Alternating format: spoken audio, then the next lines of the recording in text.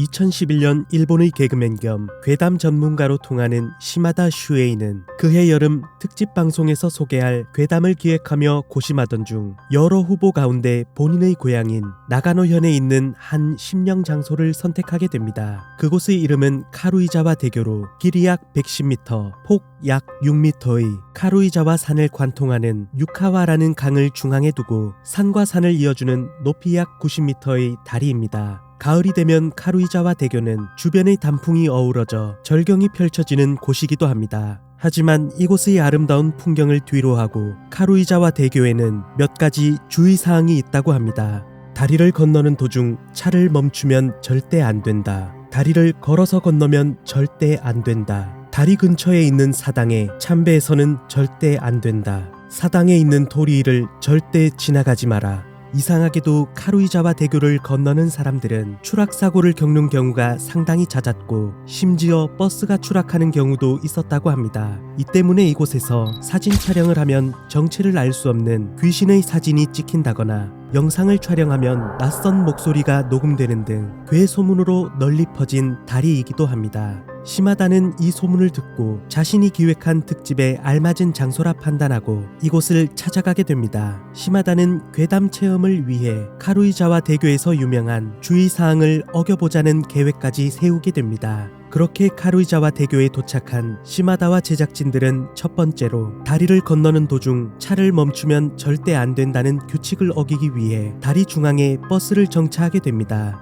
하지만 혹시나 하는 마음에 모리지오라는 귀신을 쫓기 위해 사용되는 소금을 버스 주변에 놓아두고 모두 하차하게 됩니다. 다리 주변을 살펴본 시마다가 보기에도 보통의 다리와는 확연히 다르다는 것을 알 수 있었습니다. 유난히 많은 경고 문구와 다리의 난간에는 사람이 절대 올라갈 수 없도록 뾰족한 날이 이상하리만치 빼곡히 서 있었고 그 위로는 철조망까지 쳐져 있었습니다. 그리고 다리의 난간은 대부분 녹이 쓴 상태였는데 특정 부분에는 최근 부분 보수한 흔적까지 있었습니다. 이는 얼마 전까지 이곳에서 분명 사고가 발생했던 것으로 보였습니다. 시마다는 왜 유독 이 다리에서만 많은 사고가 발생했는지 궁금해해 호기심에 다리 아래를 슬쩍 내려다보았다고 합니다. 어둠에 휩싸여 바닥조차 보이지 않는 다리 아래를 계속 내려다보는데 그 순간 왠지 어지러워지며 알 수 없는 기묘한 느낌에 마치 누군가가 잡아당기는 듯 다리 아래로 빨려 들어갈 것 같은 느낌이 들었다고 합니다.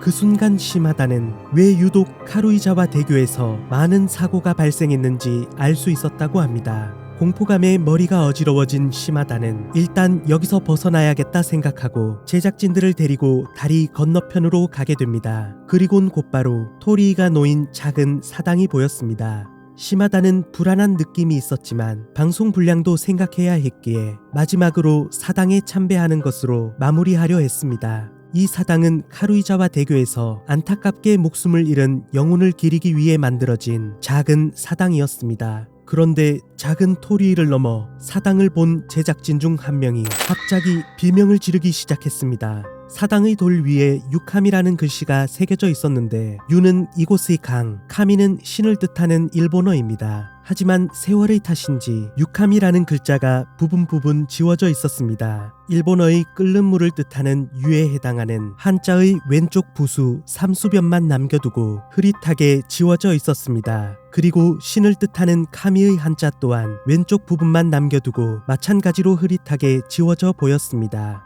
뚜렷하게 남겨진 글자를 본 순간 그 자리에 있던 모두는 온몸에 소름이 돋을 수밖에 없었습니다. 그 글자를 읽어보면 일본어 카타카나로 신의 죽어 라는 뜻이었습니다.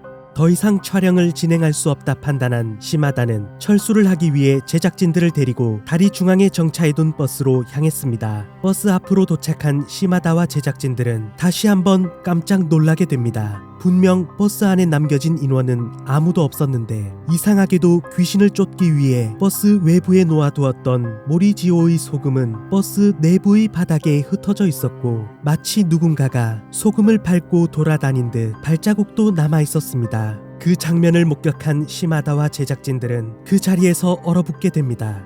시마다는 이 문제를 해결하기 위해서는 반드시 퇴마의식을 받아야 한다 판단하고 수소문 끝에 근처의 절에 있는 한 영매를 찾아가게 됩니다. 그렇게 시마다가 앞으로 나서 퇴마의식은 진행되었고 시간이 어느 정도 지나 어느덧 야심한 밤이 되었습니다. 영매는 퇴마의식을 멈추고 시마다는 의식이 끝났다고 생각해 감사하다는 인사를 한 뒤 제작진들을 데리고 나가려는데 영매가 뒤에서 무슨 소리입니까? 이제 한 명 끝났습니다. 아직 20명이 더 남았습니다.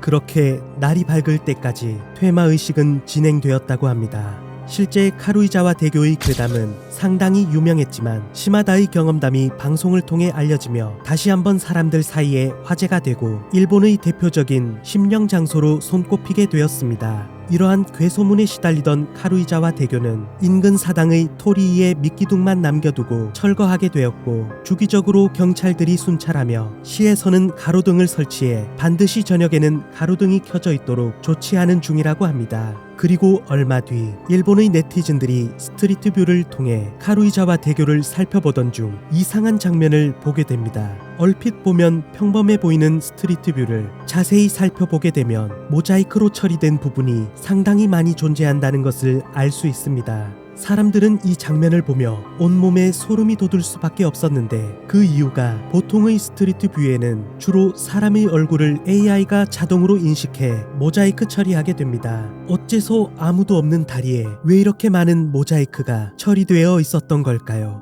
혹시 우리가 볼 수 없는 존재들을 인식한 것일까요? 새벽 까마귀였습니다.